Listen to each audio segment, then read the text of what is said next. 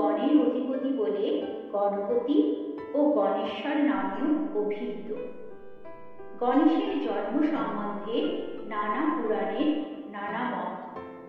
ব্রহ্মবৈবর্ত পুরাণের গণেশ খণ্ডে আছে যে শ্রীকৃষ্ণই গণেশ রূপে জন্মগ্রহণ করেন।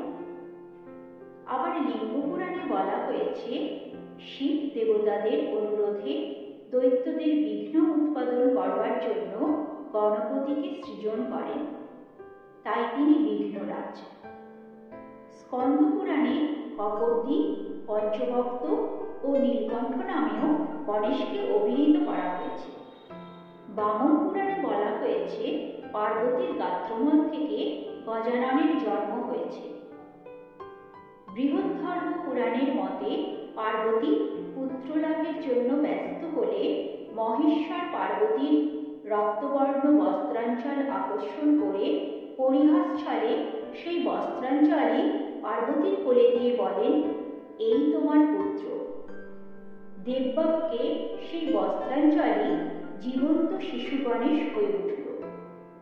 দাক্ষিণাত্যে প্রচলিত সুপ্রভেদা গমতন্ত্রে গজভক্ত গণেশের বিবরণ পুরাণ থেকে পুরোপুরি স্বতন্ত্র। সেই তন্ত্রে কথিত হয়েছে শিব পার্বতী হিমালয়ে ভ্রমণকালে গজমিথুন দেখে নিজেরাও গজরূপ ধারণ করে বিহার করেন। তার ফলেই গজানন পুত্রের জন্ম হয়।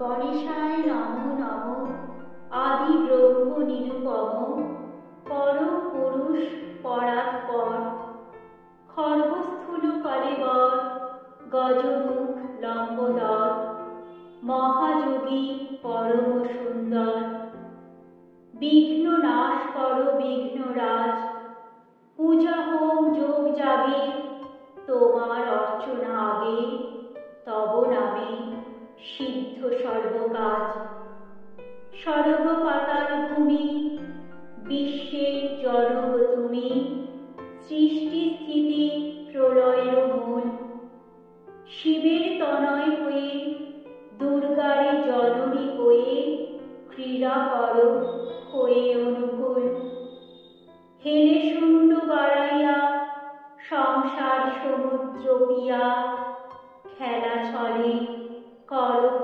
প্রলয় ফুৎকারে করিয়া বৃষ্টি পুনঃ কর বিশ্ব সৃষ্টি ভালো খেলা খেলো দয়াময় বিধি বিষ্ণু শিব শিবা ত্রিভুবন রাত্রি দিবা সৃষ্টি পুনঃ করক সংসার বেদে বলে তুমি ব্রহ্ম তুমি জপ কোন ব্রহ্ম তুমি সে জানো মর্মতার যে তুমি সে তুমি প্রভু জানিতে না পারি প্রভু বিধি হরি হর নাহি জানে তব নাম লয় যে আপদ এড়াই সেই তুমি দাতা চতুর্বর্গ দানে।